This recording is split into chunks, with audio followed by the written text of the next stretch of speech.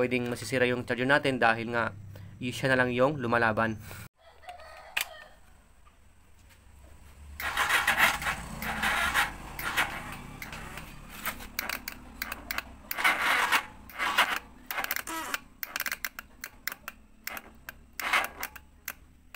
Hello mga kabisik, welcome again sa ating YouTube channel, Motorcycle Basic Mechanic, wherein we can learn repairs and tutorials and vlogs. Please subscribe and click the bell for the updates of our latest videos. Thank you so much and God bless everyone. This time ay meron tayong share na kaalaman, no, ideas patungkol sa senaryo ng iyong motor. Pag ganito na ba yung motor mo mga kabisik, pag ganito no, nagpark ka lang nung gabi or ng umaga, tapos mga ilang araw, okay, isang araw, dalawang araw, or even na buong magdamag lang, no? Pag umaga na, tapos switch mo yung ignition switch, yan. So okay naman yung neutral niya, no? Yan. Umiilaw naman siya. Pero pag push start mo ng ganyan, okay? Yun. Ganun na lang. Nahihirapan siya. Okay? Tapos, pag i-check mo yung neutral switch niya or yung ating light, yan, no? Hinuhugot niya yung ilaw ng yung neutral. Yan. Pag ganyan na yung mga kabisik. Tapos nahirapan siya. Okay. Yan na yung senaryo mga kabisik na ang yung battery ay kailangan mo nang i-check, no? Pwedeng pasira na yan. So, syempre, mga kabisik ay napakahalaga yung battery natin. Especially tayo na mga battery operated yung CDI natin. Kasi, ang laking tulong mga kabisik yung ating battery sa ating CDI. Kasi syempre, yung ating stator, regulator at battery, magkakakonek nga yan na kung saan yan yung galing yung ating ECC wire na supply ng ating CDI. So, ang ating battery mga kabisik ay syempre may hangganan din to.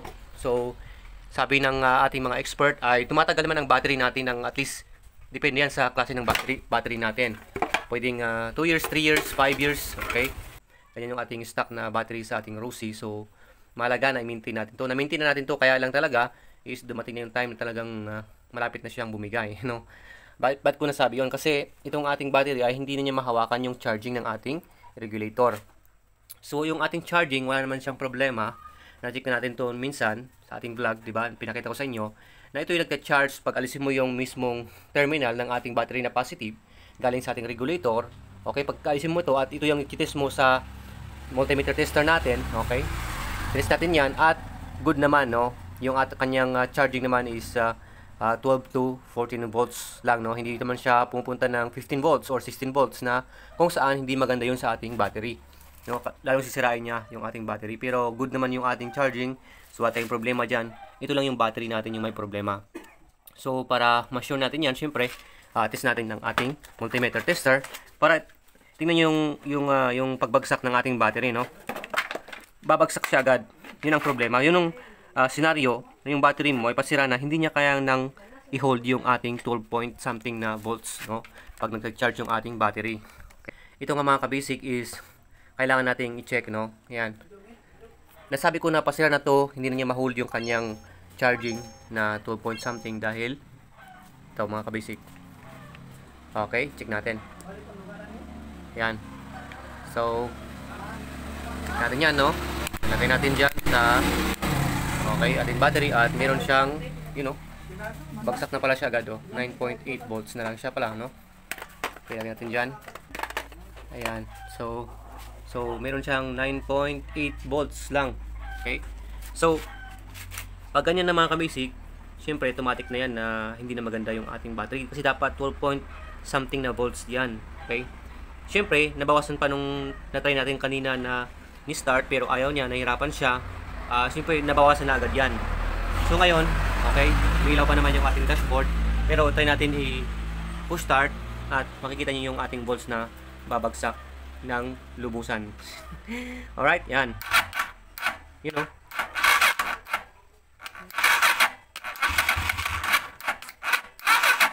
Kung mapansin niyo yung ating starter relay natin, gumagana siya.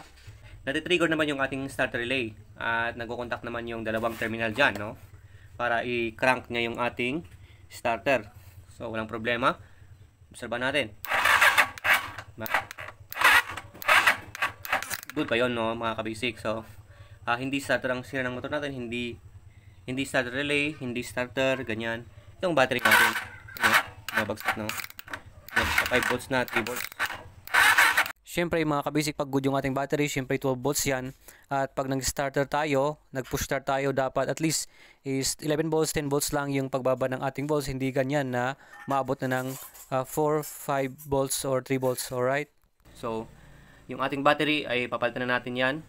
Kasi talagang hindi na niya mahawakan yung 12 volts na talagang laman niya. Off natin. On natin. Okay, tapos start natin. Nakakayapan niya, pero sa mga susunod na nagagano na yung ating starter relay.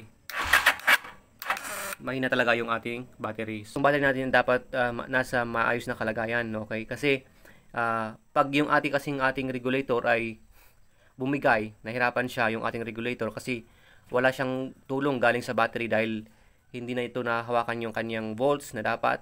Okay, pasira na to. Siyempre mahirapan yung regulator natin, charger natin. Doon na yung time na magluluko na yung charger natin, no? Doon na time na pwedeng masisira yung charger natin dahil nga siya na lang yung lumalaban. Okay? Parang sa relationship niyo, no? Parang yung regulator natin lumalaban yung ating sa ating motor, no? Sa regulator na lang yung pinagagalingan ng ating charging, ay pinanggagalingan ng lakas ng motor natin. Wala na, di ba? Walang galing sa stock ng battery natin na volts, kaya mahirapan talaga, hindi maganda. Okay, so ayun, at syempre ganun nga. Alright, so thank you so much and God bless everyone.